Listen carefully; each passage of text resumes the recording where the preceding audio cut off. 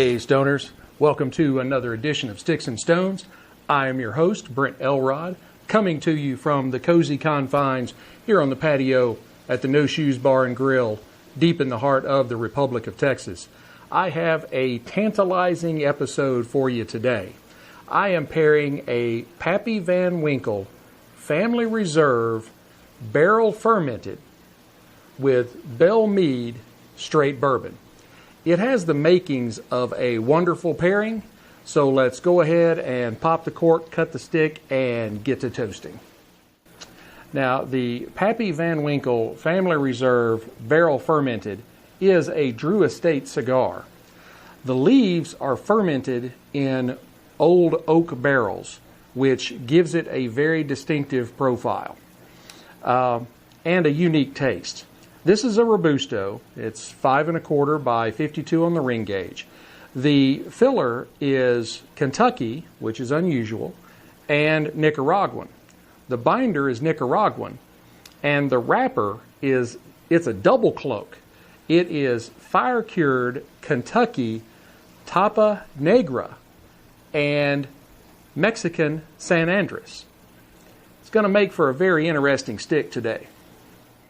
Now, visually, this is an extremely rustic stick. It has tight but very visible seams, a tremendous amount of veining, a pretty fair amount of tooth, very large cap, and is a dark sandy brown. Now, on the nose, it is, again, very, very distinctive. You really pick up the fire cure on that Kentucky Tapa Negra. You also pick up notes of like horse stable, rye, pick up some floral and spice notes, as well as cherries. It's got a very, very interesting aroma. Let's go ahead and give this stick a cut and test out the cold draw.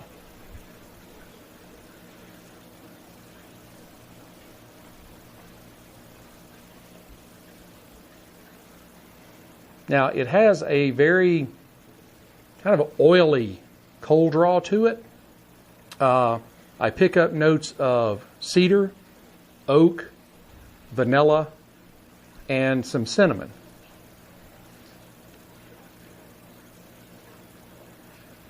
I can't quite put my finger on that kind of oily sensation I get, but so far, this is a very good cigar, and we haven't even put any fire to it yet. Now, I was introduced to Belle Meade by my little fat buddy, Dave Kemp. Now, Dave knows whiskey, and I know Dave knows whiskey. So I trust him when he tells me that this is some of the best bourbon he's ever put in his mouth. A lot of you may not have heard of Belle Meade or may not know that much about it, but actually, the brand was started back in the 1850s by Charles Nelson and the Greenbrier Distillery. However, during Prohibition, it was forced to close and didn't reopen until descendants of Nelson reopened it in 2009. Now, this is a non-age statement whiskey. The only thing they tell you is that it is aged to perfection. So we'll see about that. It is 45.2% alcohol by volume, so 90.4 proof.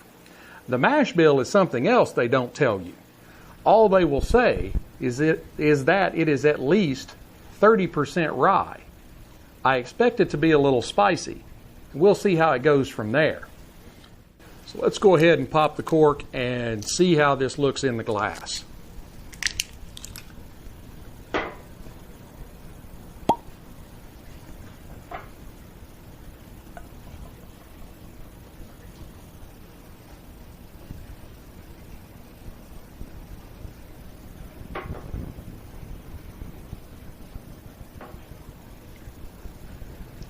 Now, as you can see, if you're watching the video, this is a beautiful medium gold, and it looks like it has very strong legs, very good cling to the glass. Now on the nose,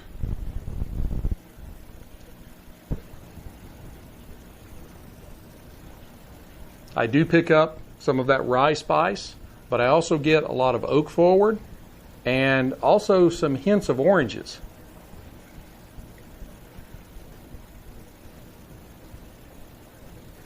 And I'm also picking up some faint notes of like almonds or cashews.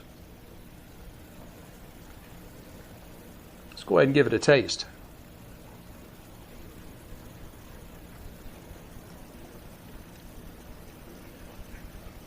That has got a very good mouthfeel to it. It does have some significant rye spice. Not as much as a full rye, but still, for a bourbon, it's very rye forward.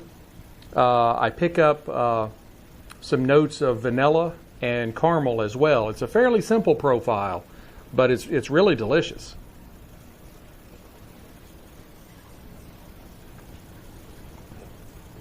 That's very good. Let's go ahead and toast our stick and see how these go together.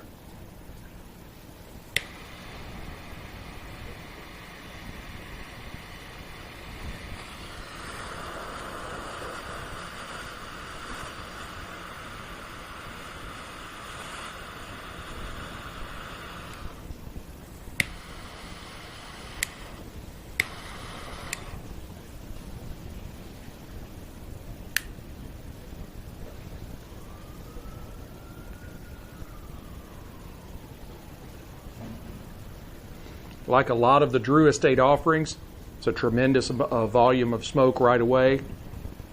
I pick up some like really creamy vanilla, cinnamon,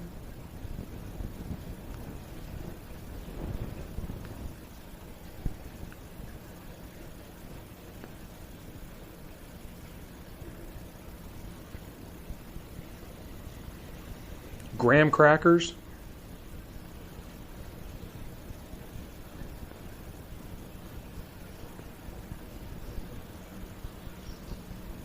and what I could describe as a bourbony sweetness. So probably from like corn in bourbon.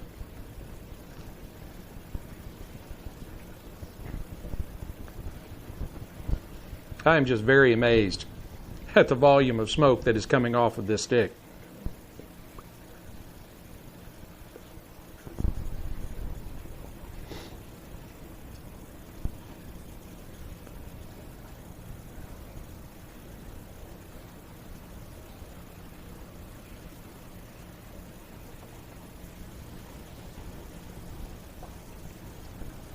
Wow, those do go very, very well together.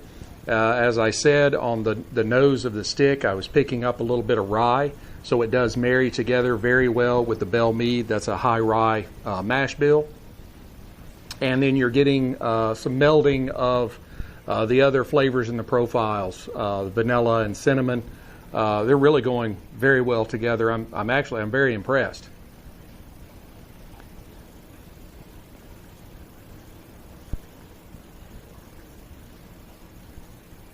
Wow. I'm going to go ahead and burn this down to the halfway mark, and I will come back and give you an update. Hey, Stoners. Today, I'm going to talk about inflation. This is kind of the inflation for dummies by a dummy, I guess you could say. For those that don't really keep up, they hear about inflation, don't really know what it is, how does it affect me. Inflation, in basic terms, is the increase in price of goods or services because of things like increased price of materials or labor that goes into those goods or services. For instance, if you are buying a pack of gum this year for $1, and next year that same pack of gum costs you $1.05, you have had 5% inflation. Other things that can cause inflation, which is one of the things that is really driving the inflation rates that you're seeing in the news, with historic inflation that hasn't been seen since the 1970s, is money supply. As I've said before, I'm a libertarian. I bash Democrats a lot, but I bash Republicans too when they deserve it. And it has been both parties that deserve it in this particular instance. All of these stimulus checks that have been going out over the last couple of years with all the COVID scare, all of that money had to come from somewhere. And the government doesn't sell anything. They print money, and they take money out of your check. And if they need more money, they either take more money out of your check or they just print more. And in this case, they've been printing a shitload of money. Pardon my French. The printing presses at the various mints, whatever you want to call them, around the country have been running 24 hours a day, 7 days a week for several years. And people that I know that know people in these places where they print the money have been saying these people are turning down overtime because they're so overworked from printing so much money. Well, when you continue to flood the market with money, that dilutes down the value of that money. So it takes more of those dollars to buy something. And that's a lot of what's been happening here over the last couple of years.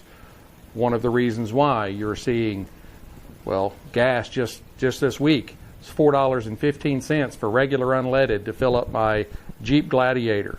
That's a V6, gets okay gas mileage, and it only holds 18 gallons. But it took $75 to do it. 18 months ago, I could fill it up from almost completely empty for like $35. We've got to get the monetary policy under control. The government has got to learn to live within its means. They have got to stop spending money we don't have, and especially printing money to send overseas to people that hate us. Why should we be giving people that hate us money? Why not keep that money here? Because if you send it overseas, it's not going to benefit anybody here.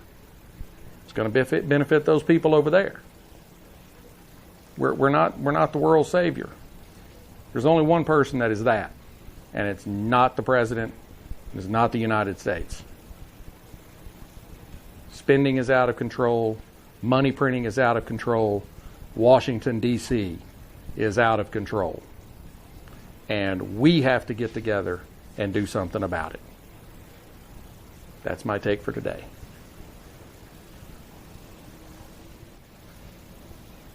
Hey, Stoners. I'm back. I know it may look like I overshot it a little bit, but this Pappy Van Winkle has a very, very large band on it. I'm about to the halfway mark. And really the profile hasn't changed an awful lot since the light, with one exception. There is some smokiness, not smoke from the stick, but a smoky flavor in the leaf. You're really picking up that fire-cured leaf that is part of the cloak of this particular stick. And it is going very well with the Belle Meade. This has been a really, really good matchup. The fact that these leaves are fermented in oak barrels is really marrying up well with the Belle Meade bourbon that is high rye content. So I think this is going to be a really, really good pairing and a winner. I'm going to go ahead and burn it the rest of the way down, and then I will come back and give you my final thoughts. I think you can kind of see the transition in some of the double cloak on this Pappy Van Winkle.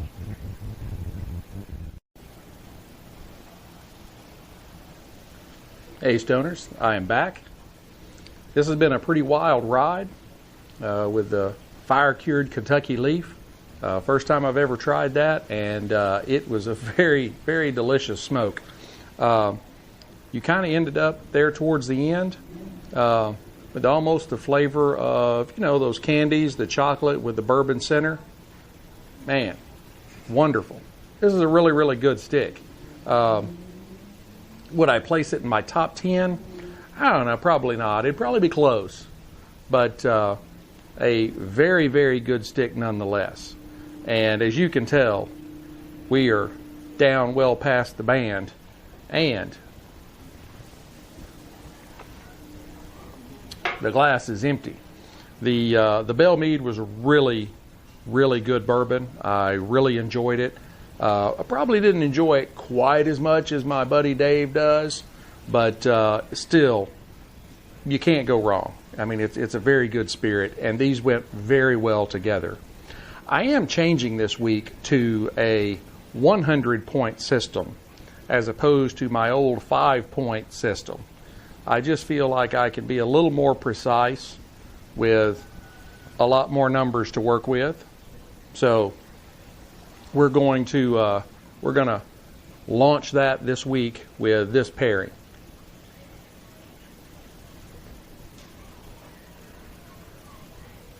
That's a really good cigar. You're really picking up, like I said, a lot of that smokiness from that fire-cured leaf. I would give the Pappy Van Winkle Family Reserve Barrel Fermented a solid 90. I think it would just skim into the top 10% of sticks I've tried. Like I said, it's very good. If you have the opportunity to smoke one of these, you should definitely try it. It's different, and it is not overwhelming, overpowering in any way. It's just a very good, solid smoke. Really what you would expect from Drew Estate. I mean, they produce some wonderful sticks. The Belle Meade, again, the first time I'd ever tried it, it's a very good spirit.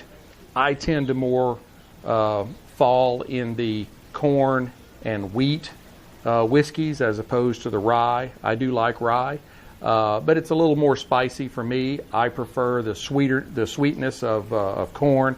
And of course, you know, I love Maker's Mark and Weller, which are wheat whiskeys. But I would give the Belle Meade an 85. It's a very good whiskey, and you should definitely give it a try. I hope you enjoyed this pairing as much as I have enjoyed bringing it to you. If you did, hit the like, subscribe, notification buttons at the bottom, all those things to let everybody know that you liked it, and helps me know that you like it. As I said, my buddy Dave had recommended Belle Meade to me. If you have a particular stick you would like to see me pair, or a particular spirit, or if you are an upstart cigar company or a craft distillery that you would like to see your product on one of my shows, feel free to DM me. I am on Instagram, I am on Rumble, I am on Getter, I'm on Facebook. You can find me pretty much anywhere. Send me a direct message, and I would be happy to work out something with you as far as putting together a pairing for your stick or your spirit, or if you would just like me to see, if you would like me to pair something for you, be happy to do it. Continue to show us the love.